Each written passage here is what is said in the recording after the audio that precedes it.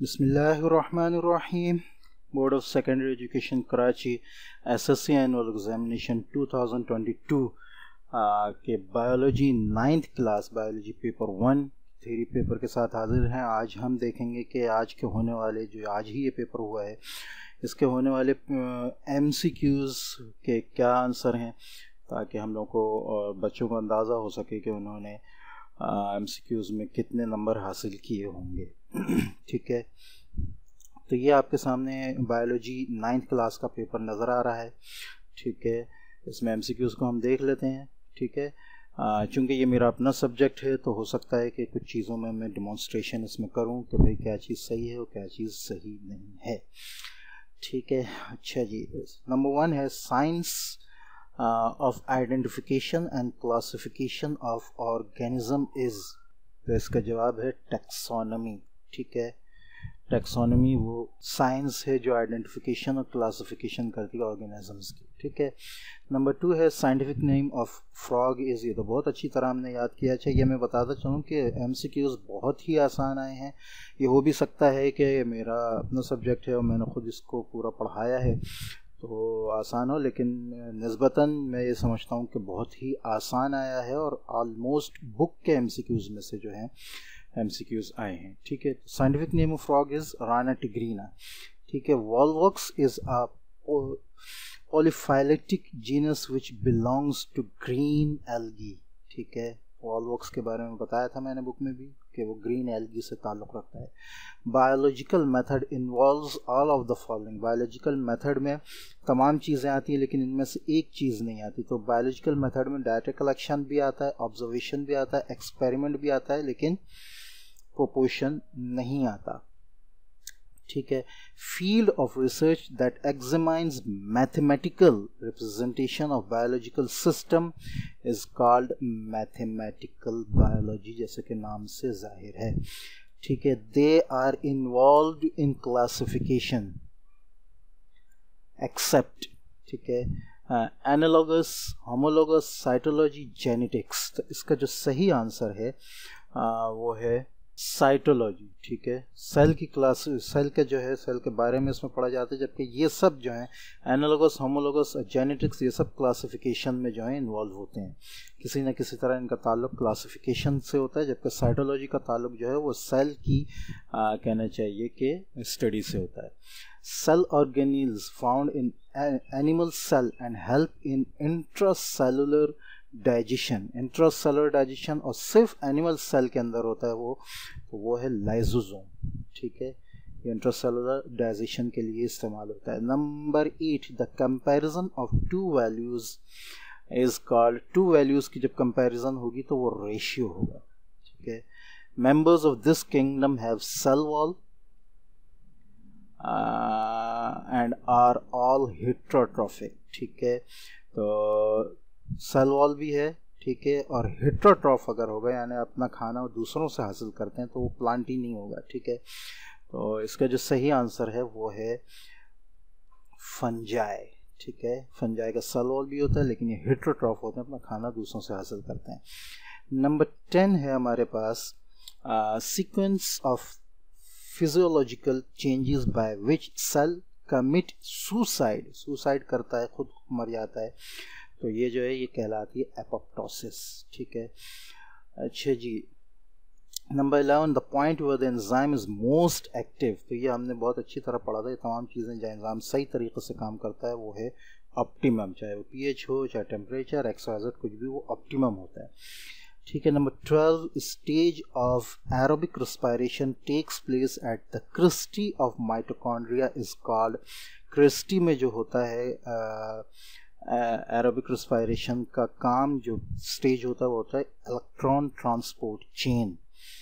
ठीक है, नंबर 13 हमारे पास है phenomena in which pair of homologous chromosome fails to separate is called, fail हो जाते हैं सेपरेशन से, ठीक है, तो वो कहलाता है नॉन डिसजंक्शन। ठीक है, इस फेनोमेना में क्रोमोसोम्स जो हैं वो सही तरीके से जो इनकी सेपरेशन होती है वो नहीं हो पाती।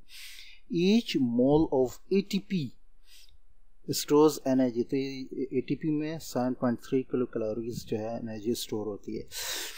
अच्छा जी, chemical reaction requires these particular conditions, इनमें से कौन सी कंडीशन है जो केमिकल रिएक्शन को चाहिए होती है, ठीक है, सही तरीक़े से काम करने के लिए? तो दो चीज़ें चाहिए होती हैं, टेम्परेचर एंड प्रेशर। ठीक है, नेक्स्ट आ जाते हैं हम क्वेश्चन नंबर 16 पे। नंबर 16 है डेफिशिएंसी ऑफ विटामिन के causes the disease of rickets, anaemia, scurvy, beriberi. Rickets जो कॉज होती है वो विटामिन डी की कमी से होती है, एनीमिया जो है आयरन की कमी से, स्कर्वी जो है विटामिन सी की, और बेरीबेरी विटामिन बी की। तो सही बात यह है कि विटामिन के का इसमें कोई भी नहीं है।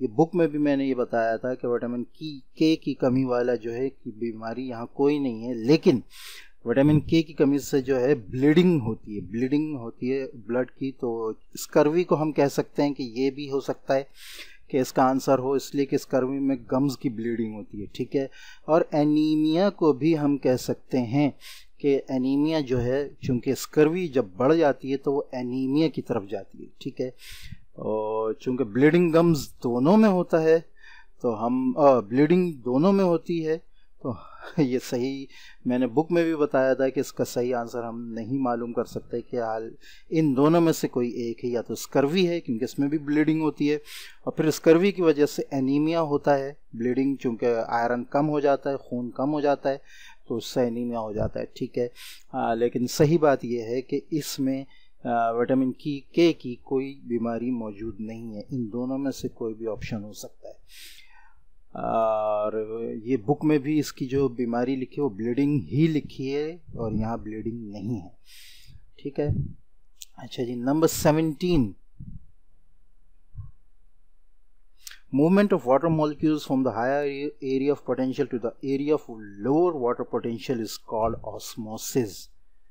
ठीक है, secondary cell wall is made up of, secondary cell wall जो है वो सेलुलोज और लिग्निन की बनी होती है। ठीक है, all factors affect enzyme activity except, इसमें से तमाम फैक्टर्स जो हैं वो एंजाइम की एक्टिविटी को जो है वो अफेक्ट करते हैं, लेकिन एक फैक्टर जो है इनमें जो एंजाइम की एक्टिविटी को अफेक्ट नहीं करता वो है ऑर्गेनिक सॉल्वेंट। ठीक है, बाकी तीनों जो है वो अफेक्ट करते हैं। These are involved in the clotting of blood. Blood की क्लॉटिंग में इनमें से कौन इन्वॉल्व होता है? तो वो प्लेटिलेट्स के जरिए होती है। ठीक है, the movement of organic material food takes place, food का जो लेके जाना होता है जिस पौधों के अंदर मुख्तलिफ जगहों पे, तो वो काम होता है फ्लोएम का। In human digestive system trachea and oesophagus both connect to the, ये दोनों कनेक्ट हो रहे होते हैं एक दूसरे से, किस जगह पे? फेरिंग्स पे। ठीक है, अच्छा जी, splitting of water in presence of light is called, light की मौजूदगी में वाटर का जो है स्प्लिट होना वो कहलाता है फोटोलाइसिस।